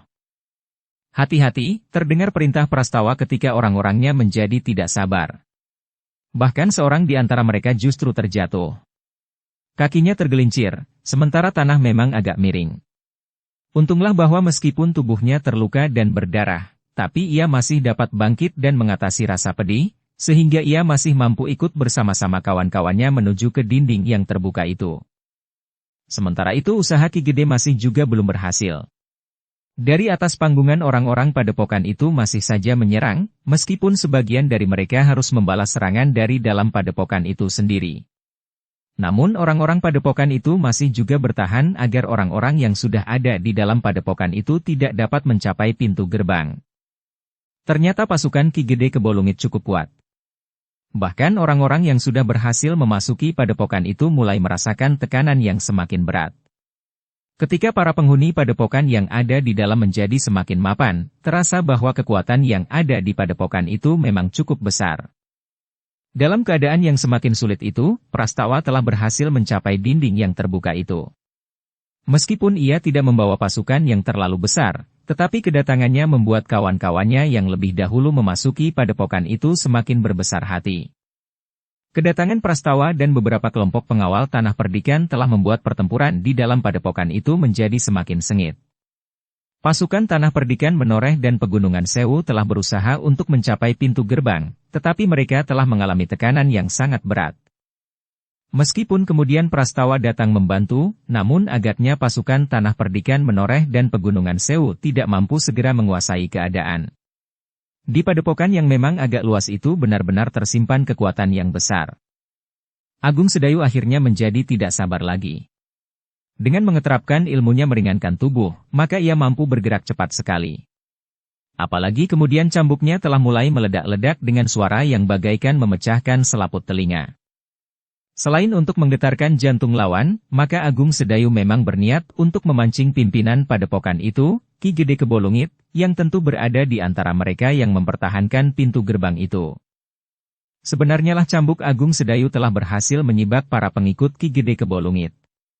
Sementara itu, para pengawal telah mengikutinya dan kemudian memasuki celah-celah pasukan lawan. Namun demikian, ternyata memang sulit sekali untuk dapat menembus pertahanan itu. Tetapi satu hal yang perlu mendapat perhatian para pemimpin padepokan itu. Ujung cambuk Agung Sedayu yang berputar-putar dan meledak-ledak itu setiap kali telah melemparkan para pengikut Ki Gede Kebolungit. Bahkan ketika salah seorang muridnya yang termasuk pada tataran yang tinggi mencoba untuk mencegahnya, maka murid Ki Gede itu sama sekali tidak berdaya. Ketika ia menyerang dengan tongkat besinya yang panjang dan berujung runcing, maka ia sama sekali tidak mendapat kesempatan untuk menembus putaran cambuk Agung Sedayu. Bahkan ketika ia mencoba juga untuk menjulurkan ujung tongkat besinya mengarah ke lambung Agung Sedayu, maka satu hentakan yang kuat telah mengayunkan juntai cambuk Agung Sedayu membelit tongkat besi itu.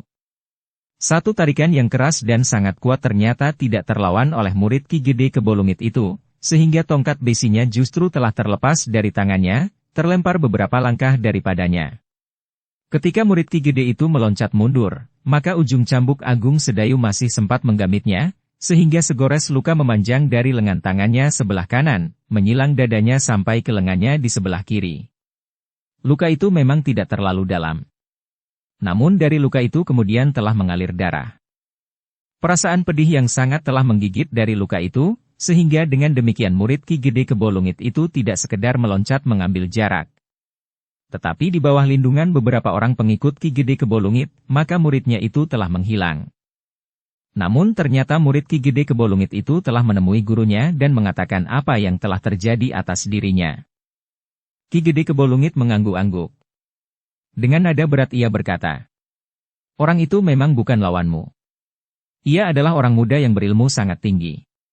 Karena itu, tidak ada orang lain yang akan mampu mengimbanginya selain aku sendiri. Aku akan segera membunuhnya sebelum ia merusak pasukanku. Baru setelah aku membunuhnya, aku akan dapat menghancurkan pasukan yang telah mencoba untuk menyerang padepokan kita ini." Murid Ki Gede Kebolungit masih sempat berkata, "Bunuh orang itu, guru." Namun sebelum Ki Gede Kebolungit menjawab, maka orang itu telah menjadi pingsan. "Bawa minggir anak itu," berkata Ki Gede. "Obati lukanya." Luka itu tidak berbahaya. Tetapi rasa sakit yang sangat serta darah yang terlalu banyak keluar telah membuatnya pingsan. "Cepat, usahakan darahnya menjadi pampat. Jika terlambat, anak itu akan mati."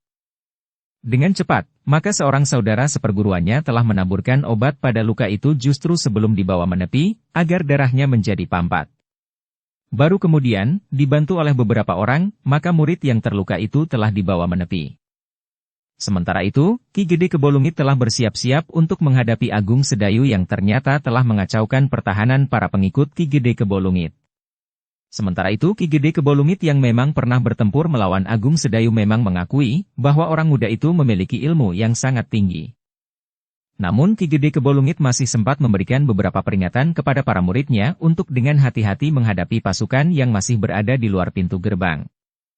Nampaknya mereka akan berhasil memecahkan pintu gerbang itu, sehingga Ki Gede Kebolungit memberikan perintah kepada para pemimpin di padepokan itu. "Jika gerbang itu dapat dirusakkan, maka kalian harus berusaha untuk menahan agar mereka tidak sempat mendesak masuk. Kita akan menghancurkan lebih dahulu orang-orang yang sudah terlanjur berada di dalam. Dengan demikian maka pekerjaan kita tidak akan terlalu berat." Para pemimpin padepokan itu mengangguk, tetapi ternyata mereka tidak seyakin Ki Gede Kebolungit. Bahkan beberapa orang di antara mereka mulai menyadari bahwa kekuatan yang datang itu cukup besar. Tetapi para pemimpin padepokan itu tidak akan menunjukkan kelemahan mereka. Karena itu, maka mereka pun dengan tengadah telah menyatakan kesediaan mereka melakukan perintah Ki Gede Kebolungit. Beberapa orang kemudian telah mendesak ke pintu gerbang, menyusup di antara orang-orang yang memang sudah berjejal menunggu. Mereka tidak saja terdiri dari murid-murid Ki Gede Kebolungit, tetapi mereka juga terdiri dari orang-orang yang telah menyatakan diri sejalan dengan sikap dan pendirian Ki Gede Kebolungit. Beberapa padepokan kecil telah bergabung. Bahkan ada beberapa kelompok orang yang telah melarikan diri dari tugas keprajuritan Madiun dan bersembunyi di padepokan itu. Mereka ingin kembali ke Madiun dengan panji-panji yang lain, yang lebih berwibawa dari panji-panji prajurit Madiun sebelumnya. Apalagi ternyata Madiun telah dikalahkan oleh Mataram. Namun dalam pada itu, para pengawal dari Tanah Perdikan Menoreh telah berhasil memutuskan sebagian tali-tali pengikat pintu gerbang padepokan yang terbuat juga dari balok-balok kayu, meskipun tidak sebesar balok-balok kayu yang dibuat untuk dinding padepokan. Meskipun orang-orang yang berada di atas panggungan menyebelah pintu gerbang itu masih menyerang terus, namun dengan perlindungan para pengawal yang bersenjata anak panah serta perisai-perisai yang kuat, maka para pengawal itu berharap bahwa mereka akan berhasil merusak pintu dengan kapak dan parang-parang yang tajam. Namun mereka pun sadar bahwa di balik pintu gerbang itu, pasukan dari padepokan Ki Gede Kebolungit itu telah menunggu. Mereka telah bersiap untuk mempertahankan padepokan mereka dengan senjata teracu. Sementara itu di dalam padepokan, pertempuran semakin lama menjadi semakin sengit. Kedatangan Prastawa dan beberapa kelompok pengawal memang telah memberikan keseimbangan baru. Meskipun demikian, rasa-rasanya beban pasukan Tanah Perdikan Menoreh dan para pengawal dari Pegunungan Sewu terasa terlalu berat. Sementara itu Ki Gede Kebolungit telah melangkah memasuki arena pertempuran. Ketika ia melihat seorang yang dengan tongkatnya menyibak para penghuni padepokan itu, maka Ki Gede telah mendekatinya. Tetapi ternyata orang itu bukan Agung Sedayu. Namun dengan sekali loncat, Ki Gede bertanya, "Siapa kau, hei? Nampaknya kau memiliki kelebihan dari para pengawal yang lain."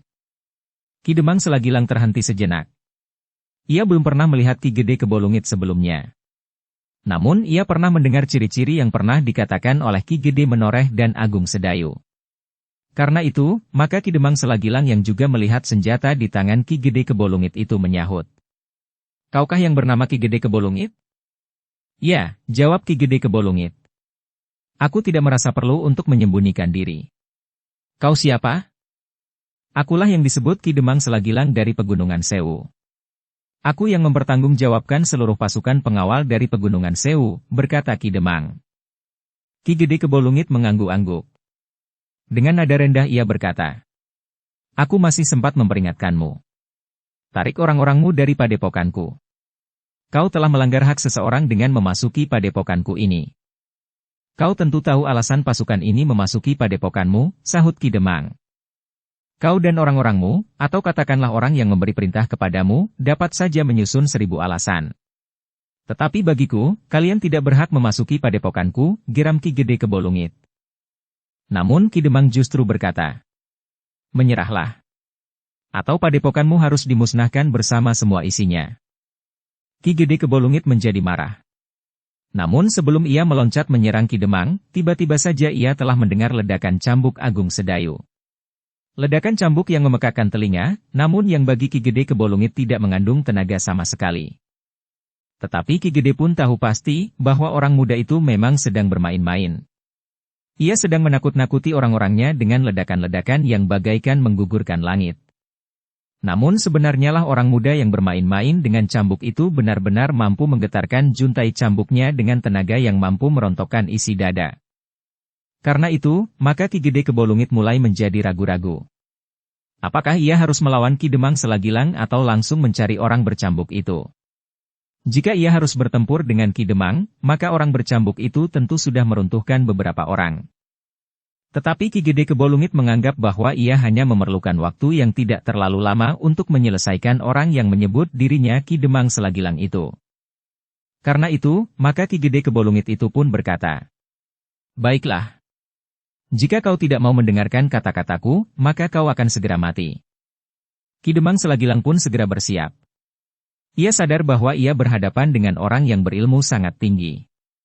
Tetapi sebagai seorang pemimpin yang bertanggung jawab, ia tidak akan menghindar. Namun dalam pada itu, Ki Bekel Wadas Miring, yang juga telah mendapat keterangan tentang ciri-ciri Ki Gede Kebolungit, telah mendekat pula sambil berkata kepada Ki Demang, "Orang ini memang harus disingkirkan." Ki Demang menarik nafas dalam-dalam.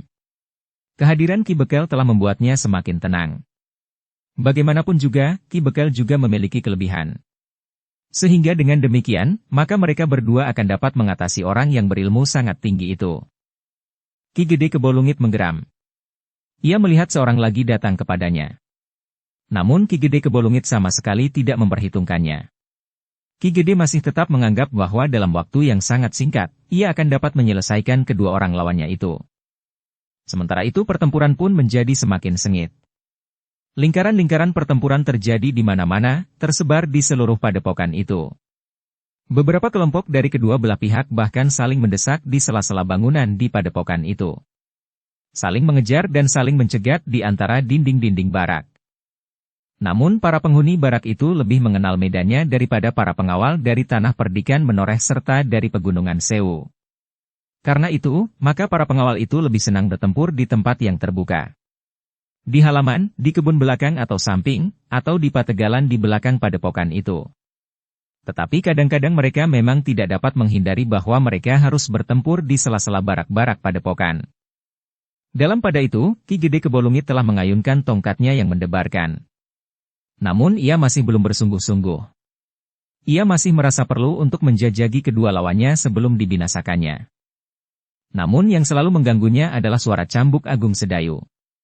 Ki Gede Kebolungit menyadari bahwa orang muda itu masih saja bermain-main meskipun ia telah berada di arena yang garang itu.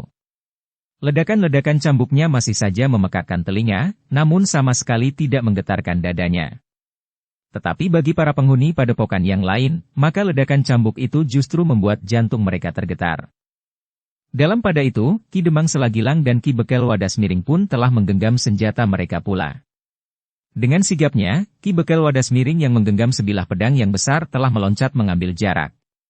Sementara Ki Demang Selagilang telah menggenggam sepasang trisula berujung runcing. Namun ternyata bahwa Ki Demang Selagilang dan Ki Bekel Wadas Miring bukan orang yang terlalu lemah sebagaimana diperkirakan oleh Ki Gede Kebolungit. Ketika tongkat Ki Gede mulai terayun, maka Ki Bekel pun mulai menyerangnya pula. Ki Gede Kebolungit dengan tangkasnya bergeser. Namun ujung trisula Ki Demang telah memburunya. Hampir saja punggung Ki Gede tersentuh ujung trisula Ki Demang Selagilang. Namun Ki Gede yang menggeliat itu telah membebaskan dirinya dari sentuhan senjata lawannya. Dengan demikian maka Ki Gede pun telah meningkatkan ilmunya pula. Tongkatnya terayun semakin deras. Berputaran menyambar-nyambar. Ki Bekel Wadas Miring yang memiliki kekuatan yang sangat besar telah mencoba membenturkan senjatanya. Pedang yang besar. Namun ternyata Ki Bekel itu terkejut bukan buatan. Hampir saja pedangnya itu terloncat dari tangannya. Tetapi ketika dengan sepenuh tenaga ia mempertahankannya, maka rasa-rasanya telapak tangannya telah menggenggam bara. Dengan serta-merta Ki Bekel itu meloncat surut. Ketika Ki Gede Kebolungit siap memburunya, maka Ki Demang telah menyerangnya dengan sepasang trisulanya. Putaran trisulanya telah menimbulkan desing angin yang keras menerpa kulit Ki Gede Kebolungit. Ternyata orang ini juga berilmu, desis Ki Gede di dalam hatinya.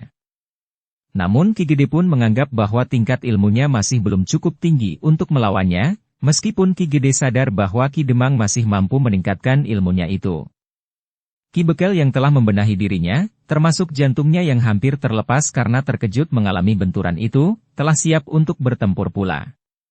Tetapi ia menyadari bahwa ia harus menjadi semakin berhati-hati. Meskipun ia memiliki kekuatan yang sangat besar, namun ternyata bahwa kekuatan lawannya itu jauh lebih besar lagi. Ketika kedua orang itu sudah bersiap melawan Ki Gede Kebolungit, maka Ki Gede itu terkejut. Ia mendengar ledakan cambuk agung sedayu. Semakin dekat. Tetapi tidak lagi meledak bagaikan meruntuhkan langit. Suaranya menjadi lebih lambat, tetapi getarannya terasa menyentuh jantungnya. Apa yang terjadi? Bertanya Ki Gede kepada diri sendiri.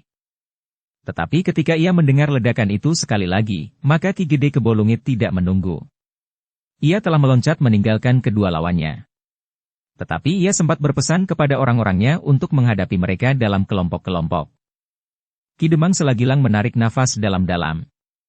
Sebagai seorang yang berilmu, maka ia pun mengerti kenapa Ki Gede Kebolungit meninggalkannya. Ki Demang Selagilang mendengar juga suara cambuk yang tidak cukup keras untuk mengejutkan orang-orang yang ada di sekitar Agung Sedayu. Tetapi hentakan cambuk itu benar-benar mengandung tenaga yang sangat besar. Tetapi Ki Demang tidak terlalu banyak mendapat kesempatan untuk merenungi ledakan cambuk itu. Demikian pula Ki Bekel, karena beberapa orang tiba-tiba saja telah mengepung mereka. Beberapa orang pengawal dari Pegunungan Sewu pun telah berada di dekat keduanya pula ketika kemudian terjadi pertempuran lagi dengan sengitnya. Tetapi baik Ki Demang maupun Ki Bekel, selalu mendapat lawan dalam pasangan-pasangan yang bahkan lebih dari 2 orang. Dalam pada itu, tiba-tiba pertempuran itu bagaikan terguncang. Ada arus yang mendesak dari arah pintu gerbang. Ternyata bahwa Ki Gede Menoreh telah berhasil memecahkan pintu gerbang. Tali-tali ijuk yang terpotong telah melepaskan ikatan-ikatan dari balok-balok kecil memanjang yang dianya menjadi pintu gerbang. Dengan demikian maka para pengawal tanah perdikan yang masih ada di pintu gerbang telah membanjir memasuki padepokan. Namun para penghuni padepokan itu tidak membiarkan para pengawal itu memasuki pintu gerbang. Tetapi orang-orang yang ada di atas panggungan di sebelah menyebelah pintu gerbang tidak dapat dengan leluasa menyerang para pengawal yang berdesakan masuk dengan senjata telanjang, karena ada pengawal yang secara khusus harus melindungi mereka dengan menyerang orang-orang yang ada di atas panggungan itu. Sehingga dengan demikian maka orang-orang yang berada di atas panggungan itu pun tidak dapat berbuat dengan semena-mena. Bagaimanapun juga mereka harus memperhatikan keselamatan mereka sendiri, karena anak panah dari para pengawal tanah perdikan itu akan dapat menyambarnya. Karena itulah maka meskipun dengan susah payah, para pengawal tanah perdikan itu berhasil mendesak memasuki pintu gerbang. Sementara para pengawal yang telah berada di dalam padepokan, berusaha untuk memecahkan perhatian para penghuni padepokan itu. Beberapa kelompok pengawal telah berusaha menyerang orang-orang yang berada di depan pintu gerbang itu dari samping. Bahkan dengan keras berusaha mendesak mereka untuk memancing mereka bertempur melawan para pengawal yang telah berada di dalam padepokan. Dengan demikian, maka arus pasukan pengawal Tanah Perdikan Menoreh itu akhirnya tidak terbendung lagi. Ki Gede Menoreh didampingi oleh Gelagah Putih telah memasuki padepokan itu pula. Dengan tangkasnya mereka bertempur di antara para pengawal. Gelagah Putih telah memutar pedangnya seperti baling-baling. Namun kemudian terayun-ayun, sekali-sekali mematuk dengan cepat. Sedangkan Ki Gede Menoreh dengan tombak pendeknya menyibak orang-orang padepokan yang mencoba menghalangi. Tombaknya bergetar di tangannya. Sekali terjulur lurus mematuk tubuh lawan. Dengan demikian maka pertempuran di padepokan itu menjadi semakin sengit. Ki Gede Menoreh yang mengemban tugas dari Panembahan Senapati itu telah melakukan tugasnya dengan segenap kemampuannya, bersama-sama dengan pasukan dari Pegunungan Sewu. Gelombang arus pasukan Tanah Perdikan Menoreh yang baru memasuki padepokan itu memang terasa oleh para penghuni padepokan itu, terutama mereka yang berada tidak jauh dari pintu gerbang. Namun sorak-sorak yang bagaikan mengguncang langit telah terdengar sampai ke dinding di seberang. Karena itu, maka para pengawal dari Tanah Perdikan Menoreh maupun dari Pegunungan Sewu segera mengetahui, pintu gerbang tentu sudah dapat ditembus. Sebenarnya lah pertempuran pun segera mengalir semakin merata. Di pategalan di belakang padepokan, namun yang masih berada di dalam dinding, telah menjadi ajang pertempuran pula, sehingga tanaman palawija yang tumbuh hijau telah terinjak-injak. Bagaimana orang-orang padepokan itu mengolah tanah berbatu-batu padas itu sehingga dapat menjadi pategalan yang subur, tidak dihiraukan lagi. Orang-orang yang sedang bertempur di atasnya tidak memikirkan apapun kecuali persoalan hidup dan mati. Karena di dalam pertempuran, maka yang membayangi suasana adalah mendidihnya darah di dalam setiap tubuh. Betapapun lembutnya seseorang, tetapi jika ia sudah hadir di pertempuran, maka matanya akan bersinar tajam memancarkan api kebencian. Tangannya gemetar menggenggam senjata untuk dihunjamkan ke dada lawannya, dengan sengaja menimbulkan kematian. Orang-orang yang ada di peperangan seakan-akan tidak lagi menjadi sesamanya. Tetapi seakan-akan mereka harus berebut nyawa di antara mereka untuk mempertahankan hidup. Ki Gede Kebolungit pun mengetahui bahwa pintu gerbang telah dirusakkan. Ia pun tahu bahwa orang-orangnya tidak mampu menahan arus para pengawal yang menyerang padepokannya. Tetapi Ki Gede Kebolungit tidak terkejut. Ia memang sudah mengira bahwa sulit membendung arus masuk pasukan yang sudah marah. Mereka mendesak seperti arus banjir, meskipun di hadapan mereka ujung-ujung senjata memagarinya. Sementara itu Ki Gede sudah menemukan sumber hentakan cambuk Agung Sedayu. Agung Sedayu menarik nafas dalam-dalam ketika ia melihat Ki Gede Kebolungit datang kepadanya. Dengan demikian maka orang itu tidak lebih dahulu bertemu dengan Ki Gede Menoreh. Karena menurut penilaian Agung Sedayu, Ki Gede Kebolungit memang memiliki kelebihan dari Ki Gede Menoreh. Aku memang ingin mengucapkan selamat kepadamu orang muda, berkata Ki Gede Kebolungit. Untuk apa? Bertanya Agung Sedayu. Kedatanganmu memasuki padepokan ini, jawab Ki Gede Kebolungit. Semua orang Tanah Perdikan Menoreh dan Pegunungan Sewu sekarang sudah memasuki padepokanmu, berkata Agung Sedayu kemudian. Aku sudah menduga sebelumnya. Tetapi itu tidak apa-apa, jawab Ki Gede Kebolungit. Bagiku hal itu lebih baik. Mereka akan kami tumpas di dalam padepokan ini. Termasuk kau. Agung Sedayu menarik nafas dalam-dalam. Katanya. Kau terlalu yakin akan kemampuan orang-orangmu. Sebaiknya kau mulai melihat kenyataan. Pasukanmu yang mulai porak-poranda di padepokanmu sendiri. Ki Gede Kebolungit itu tertawa. Justru semakin lama semakin keras. Katanya. Kau salah orang muda. Kau kira aku tidak mengenal kekuatanku sendiri di padepokan ini? Aku tahu akan kekuatanmu, berkata Agung Sedayu kemudian. Dan kau pun tentu sangat mengenali kekuatanmu itu. Yang tidak kau kenal adalah kekuatan Tanah Perdikan Menoreh dan Pegunungan Sewu yang kini bersama-sama berada di padepokanmu. Kami akan menyediakan kuburan raksasa bagi kalian, berkata Ki Gede Kebolungit. Termasuk kuburan bagimu dan para pemimpin Tanah Perdikan, serta orang-orang dari Pegunungan Sewu itu. Menarik sekali, desis Agung Sedayu. Tetapi kau dan orang-orangmu lah yang akan menempati kuburan raksasa itu. Ki Gede Kebolungit mengerutkan keningnya. Tiba-tiba saja tongkatnya mulai bergerak. Kemudian dengan tongkatnya ia meloncat menyerang.